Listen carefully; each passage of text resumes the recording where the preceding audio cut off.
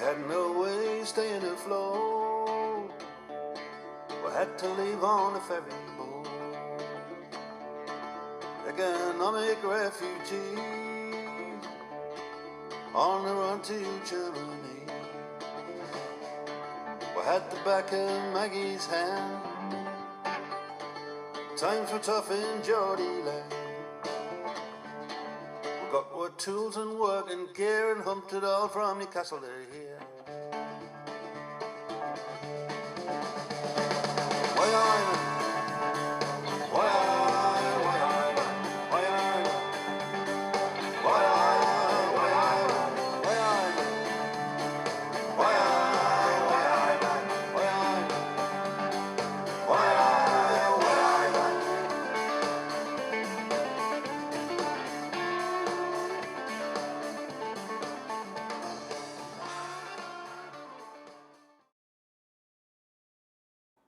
Bob arrived at 9 sharp, tooting the horn of his huge black four-wheel drive with darkened windows. As if there is any sun to block out in these parts, I laughed to myself. Embossed in large gold letters on the door, Robert Matthews, tax advisor. Bob had always been a restless soul. His sharp blue eyes were always on the move, and he was often running his hand through his short, cropped blonde hair. Right now he was pacing up and down, smoking and talking on his phone. Listen, man, I told him straight, 75,000. It's not worth going all the way out there for less. Yeah, that's fine. June works. All right, speak later, Terry. Bob had done well for himself since the days we delivered pasties in London. He got an office job at the pasty company and then started studying accountancy in the evenings. After qualifying as a chartered accountant, he moved back to Newcastle, climbed the greasy financial pole and earned enough to buy a large detached house in Ponteland, a well-to-do village on the outskirts of the city. He was married with 2 children. Bob and I became quite close in London, 2 Geordie lads away from home, sharing living space and beer, although the quantity of the latter was much reduced from the Newcastle days. We shared the desire to move away from the prevailing culture of drink and dole. The Irish tune, Whiskey in the Jar, had become our theme song, modified to Whiskey in the Gyro. Whoever got their benefit check was expected to get the drinks in. Bob and I enjoyed exploring London together. While the lads back home were content to get hammered in the same pub night after night, we had frequented salsa classes and fringe theatre. Sartre, Flann O'Brien, Beckett. Naturally, we'd met a more refined class of girl, one of whom Bob had married. Since those days we had kept in touch by the odd letter. Bob often harkened back to those bohemian days, while I was happy to move on to the monastic life. He was phlegmatic about life and would sigh, "Ah well, could be worse, could be rotting away on the rock and roll," that is, the dole. After a fond farewell to Mum, I climbed aboard, and it was a climb, into Bob's driving machine. He saw me glance at his substantial gut and got in first. Yeah, I know, I need to lose a few pounds. Too much corporate hospitality. I've cut down on the drink and I've started going to the gym. How's yourself, Bonnie lad? You just swapped one bunch of layabouts for another, didn't you? He quipped. Hey, lay off, man. I have a medical condition, you know. Graftophobia. We laughed naturally, as if the intervening decade had been a mere dream. How's the missus, Bob? And the bairns? Bairns? That was a long time ago. Beatrice is a reet handful. 13-year-old lasses, you know. Some of the boys she hangs round with. I nearly hit one of them the other day. Lounging round my new sofa he was, spilt beer all over it. Backside climbing out of his trousers, tattoos all over his neck. Arrogant little tourag he was, Beatrice went through the roof, of course, started going on about human rights and all that. I'm a bit worried about our Keegan, mind. I think maybe he's a bit, I mean, he's not into football. I laughed. Well, neither am I, man. Aye, but you're just weird. I just wish he'd come to see the tune with us. I mean, what's the point of having a son that doesn't support the tune? I was not sure whether that was a joke and didn't really want to find out. The car sped silently and smoothly up the A1 road heading north. The land opened out into a green expanse. Why did the sky always seem bigger up north? The Cheviot Hills grew larger as we headed towards them, surrounded by slow-moving cumulus clouds. The odd pub or group of solid stone houses flew by, less and less as we sped on. The vegetation became ever more sparse. Less trees, more yellow gorse, more crags, purple heather, the odd clump of Scots pine. The land gradually became more hilly, and the views expanded into the distance. I had no wish to leave the monastery, but this land was my Heimat, that lovely German word, meaning the place your heart will always belong to. I wondered if I would ever come back here, after this trip was over. Bob broke the silence. Well, I suppose I should fill you in on your crowd. Smiler died, heart attack. He was huge. Went on drugs for his asthma, drugs for his heart, drugs for his anxiety, drugs to sort out the other drugs, not to mention the beer and fags. Never did a day's work in his life. Remember that time he came into the Haymarket in his pyjamas with his telly? It was never turned on, but he was looking at the reflections in the screen all night, thinking it was some weird hippie film. Ha, totally off his trolley. Do you remember when he took out part of his roof so he could see the stars? Landlord wasn't too happy. Steady Eddie, he overdosed on cough mixture. He's gone. I mean, even the lads thought he was a waster, hanging round outside pubs asking people to buy cough mixture for him. Do you remember his catchphrase, delivered really slowly? "Yeah, right, kidda. Can you get us some mix, son? Your chest is real bad." He used to put on that daft cough, which even he knew was totally unconvincing. And then he really did develop a cough. I'd not given a thought to Eddie since that time. He was never one of our tribe. His black hair was always brill-creamed and combed across to try and hide his baldness, which was about as convincing as his cough. He was always deathly pale, with dark, sunken eyes and a nervous twitch. He'd always been like a corpse ever since anyone had known him. He'd once told us that he'd been a successful businessman until his wife left him when he'd fallen to pieces. Nobody believed in this former life, so he carried a photo of him and his ex-wife in his wallet to prove it. They were in early 70s clothes, him in a suit with huge lapels, her in a pink miniskirt. The smiles in his photograph made the situation all the more sad. Bob carried on. Lanky's in Durham prison. He found out his lass was sleeping with some guy from Sunderland. Got blind drunk, got a shotgun and went round the lad's house. Luckily for him, he sobered up by the time he got there. He just shot all the windows out. Still, he got 5 years. I went to see him a couple of times, but he got in with some real head cases.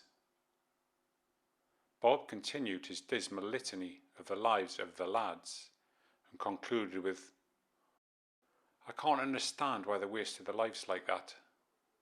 Everyone has some kind of talent. Seems wrong not to use them. That's in the Bible, right?" "Well, that's a bit harsh, Bob. The economy was tanked. There were no jobs to be had." "Well, life is harsh, man. The world doesn't owe you a living, But if you get off your backside, there's opportunities. People can move. I had no appetite to argue and just nodded. Bob continued.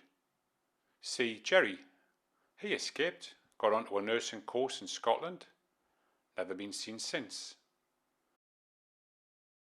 Craig and Johners went down to London working on building sites. Minting it in they are. I know because I do their taxes. I even came up with a name for their company. Get plastered. Not bad, eh? Oh yeah, and Wavy Davy joined the army. Mine, that didn't work out the best. Nearly got himself killed in Afghanistan. He reckons he had some kind of religious experience. He left the army and he's been on his way back over land for the last year or so. Last I heard he was in Turkey. Some reckon he's just barking mad. Should be right up your street, eh? I laughed. Yeah, like you're normal. Hey, you can get out here, you cheeky git. My thoughts turned to Davy. It surprised me to hear of his religious experience, if that's what it was. He had never struck me as religious, more of a practical type, always tinkering with engines or something. I hoped I'd meet him and hear his story. If not on this trip, then another time. An hour later we left the A1 and the road was getting ever narrower, constantly twisting and turning. We crossed a small stone bridge and then a cattle grid, although it was sheep country. Some of the animals were scattered on the road and scrambled off as we approached. The landscape was getting ever more barren and hilly. Large outcrops of rock, more heather, patches of marsh. The clouds seemed especially low that day and were becoming a darker shade of grey. The odd spit of rain hit the huge windscreen, instantly cleared by Bob's immaculate wiper blades. For stretches of the journey there were no signs of any building or cars.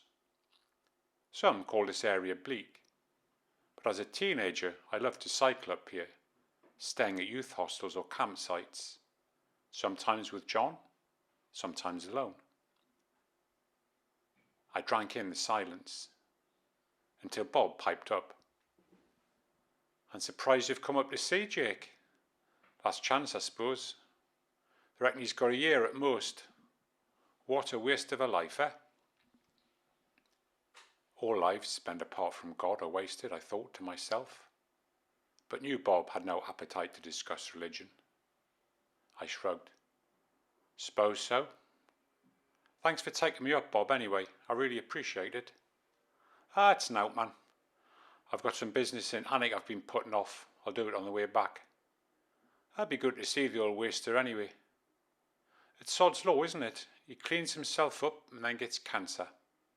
At the risk of sounding preachy, I said, sometimes it gives people a chance to sort themselves out, focus on what matters, tie up loose ends, put things in order. You don't get that if you're hit by a bus. Bob laughed. Ha! That'll do me, son. Done and dusted in a flash. No point sitting around moping. I had no reply to that. The idea that it didn't matter what state the soul was in when death came was just too far from my own worldview. I had the sense that Jake, at least, was trying to conclude his life in a meaningful way. We lapsed back into silence. The road was getting ever bumpier, putting Bob's finely engineered suspension to the test. We were driving along the bottom of a steep valley with cliffs either side, punctuated by the odd torrent. Must have been a lot of rain recently, I thought. There were no trees at all now.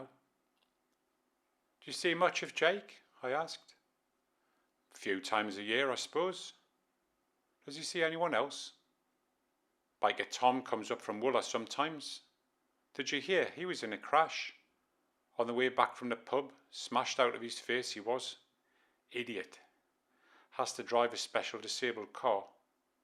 I told him he was lucky to be alive, but he said he wished he'd been killed. No fun being a cripple. I can see that. He ended up marrying Wendy. She had always been after him, but he used to knock her back. Then, after the crash, she was there for him, a little Florence Nightingale by his bedside. Well, he couldn't decently say no, could he? Do you want to go and see them? It's not that far from here. Mind, we'd have to drive through Evebrook. That's where Tanya, you know. The word hung like an unexploded bomb in the air. Crashed. Bob correctly read my silence as a firm no.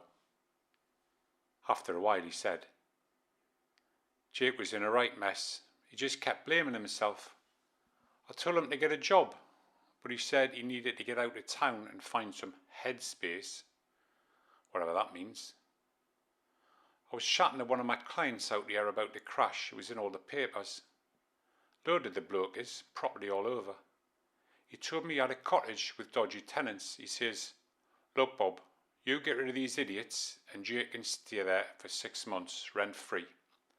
After that he pays only £100 a month. So I goes up there and tells the tenants, I'll be back here in 3 days with £500 cash. It's yours if you're out by then. So I goes back with a few of the lads, back up, you know, and the deal was done. Got a van, went round Jake's for his stuff, and here he is. Ah, you're a good lad, Bob. Don't be daft, man, you'd do the same for me. Aye, in theory, Bob. We turned down an even bumpier track and splashed into a large puddle. I'll have to get the car washed now, won't I? I'll send you the bill, son. He laughed. You know, Mark, Tanya really cared for you. She rang up a few times when we were in that dive in London. Sounded like she was desperate to see you. But you were in India. Nobody could get a hold of you. This had been news to me, and I felt a shiver. You never told me that, Bob. Well, things move on, man. It was always a touchy subject with you, wasn't it? Anyway, she was with Jake by the time you got back, so that was the end of it. After a few minutes, we entered a farmyard.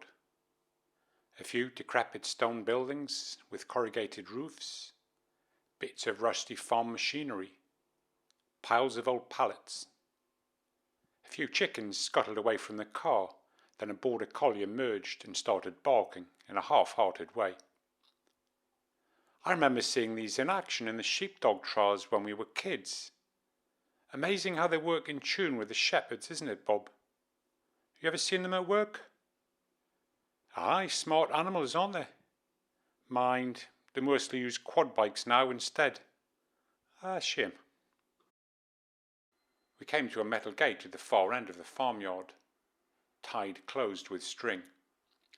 Open the gate, will you? Bob asked. I jumped out and obliged. The dog sniffed my hand, and I patted him affectionately before jumping back into the car. After another few hundred yards, Bob pulled up in front of a row of 4 stone cottages. They were covered in flaking whitewash, with faded red doors. The paint on the window frames was peeling badly, the wood starting to rot in places. The odd roof tile was missing. Ah, you can see why it's cheap, eh? Bob laughed. He jumped out and knocked loudly on the furthest door. I followed and stood next to him. After some time, the door opened slowly, and Jake emerged. I was shocked to see the state of my old friend. Time ages all of us, but some more than others. Jake was stooped over, his body rigid. His cheeks were deeply sunken, sharply lined. His face had a kind of grey-green mist hanging over it. Sunken in brown, puffy tissue, his eyes were dark, but there was still the hint of a spark in them. He smiled and spoke slowly. So where the hell have you been, you old git? Here are it? I gave the time-honoured reply. Why, aye, man. And yourself?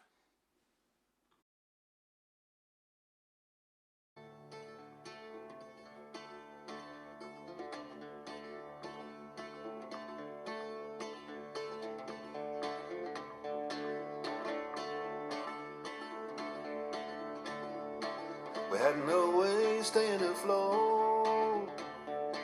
We had to leave on a ferry boat. Economic refugees on the run to Germany. We had the back of Maggie's hand. Times were tough in Geordie land. We got our tools and work and gear and humped it all from Newcastle to here. Why I'm